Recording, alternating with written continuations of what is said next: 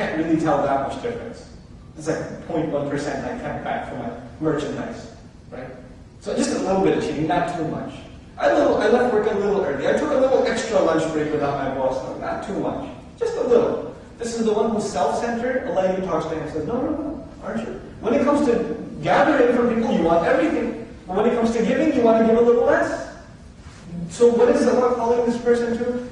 When you feel like you're entitled to something, that is in and of itself, it's a proof that you have in you a pre-programmed respect for justice, because you want justice for yourself. So if you want justice for yourself, naturally you should want justice for others. So it's taking people at that lower level, and what is it doing? It's bringing them at a higher level. They should be concerned with justice, and it takes them to a step even above that. If you're concerned with justice over others, don't you realize that the one who made you aware of this justice, who programmed you with this sense of justice, don't you think he'll be coming after you? How just for you? Were you fair at all? It brings you to that higher purpose. But it starts at that lowest level. Then it goes to the people who are committing evils in the society. Allah says, بِأَيِّ ذَنْبٍ قُتِلَتْ وَإِذَا الْمَوْءُودَةُ سُئِلَتْ بِأَيِّ ذَنْبٍ قُتِلَتْ. When the baby girl, the one who was buried alive, was asked, what crime was she killed for? This is very important. بِأَيِّ ذَنْبٍ قُتِلَتْ. The word سُئِلَتْ is really important. She was asked. You know why that's important? Because nobody used to ask. The guy kills his daughter and people say, what? It's their business, whatever. No, who's going to come for her? You know, you have an attorney, you have a lawyer, you have the state, you have the government, you have somebody fighting for your rights. If you don't have somebody, you hire someone to fight for your rights. Who does this baby girl have that used to get buried alive? Who does she have?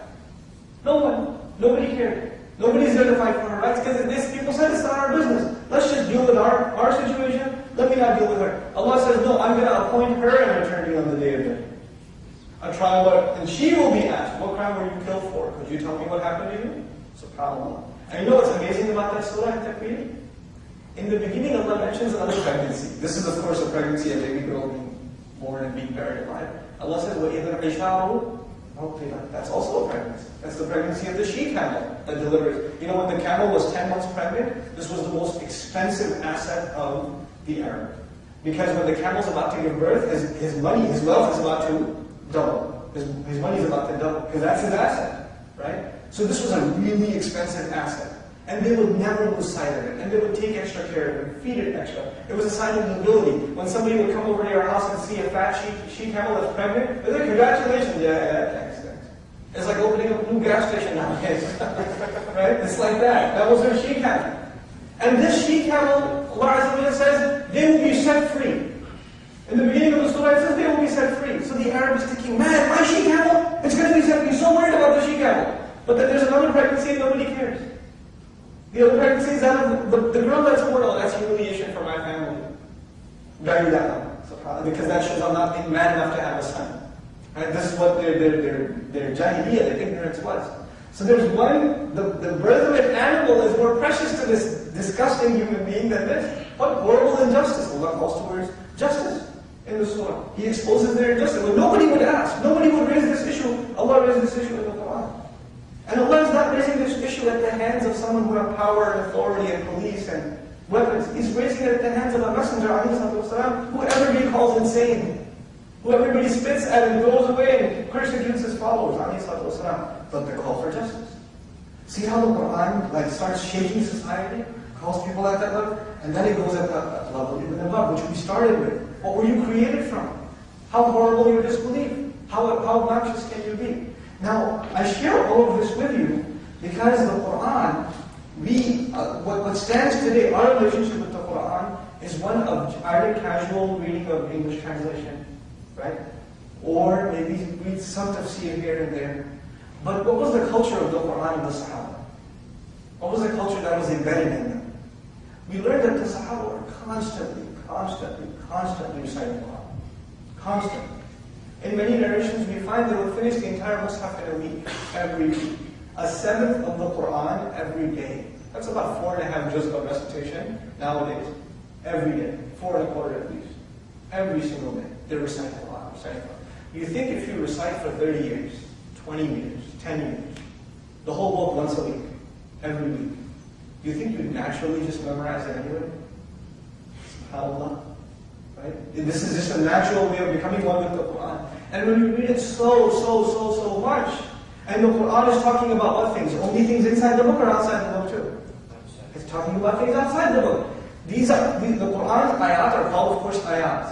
And the creation outside is also called ayat. And في خلق السماوات والأرض, at the end of that ayat, ayat, these are ayat.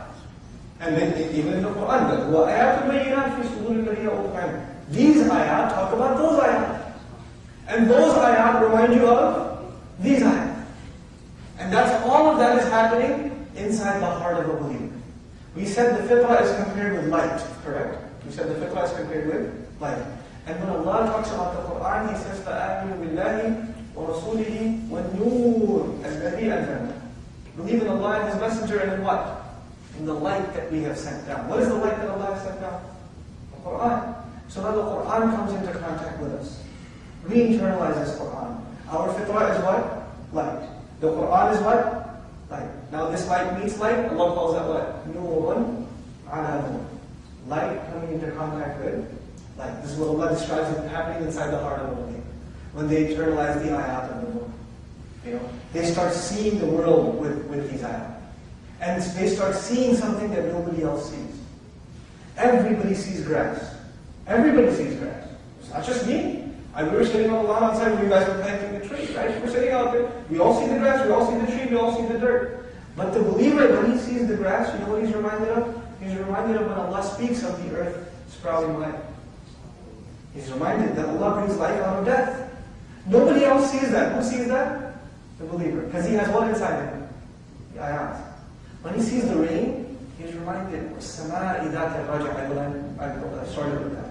The sky that has the feature of returning. ذَاتِ الرَّجْعِ. The feature of returning. Possessing the power of return. What does that mean, the sky returning? We learn in tafsir, it means that the rain comes back over and over again. But why use the word return? Why not just use the word rain? Why? Because the water comes, then it dries up, and where does it go? It goes back up. And what happens again? It comes back down, it goes back up, it comes back down. وَالسَّمَاءِ ذَاتِ الرَّجْعِ. And you look at the sky and you say, this return that goes on. And there's another return in the same surah. You know what that return is? The fluid, the man's fluid, the sperm, enters into the womb of the woman. So there's one going in, what comes out? A human being comes out. Fluid goes in, and what comes out? A human being. And Allah says, إِنَّهُ عَلَىٰ رَجْعِهِ لَقَادِرٌ. No doubt he is capable. He has power over returning him. Meaning just like he can take him in the fluid, bring him out a human being, he can put him into the grave and bring him out back to life again.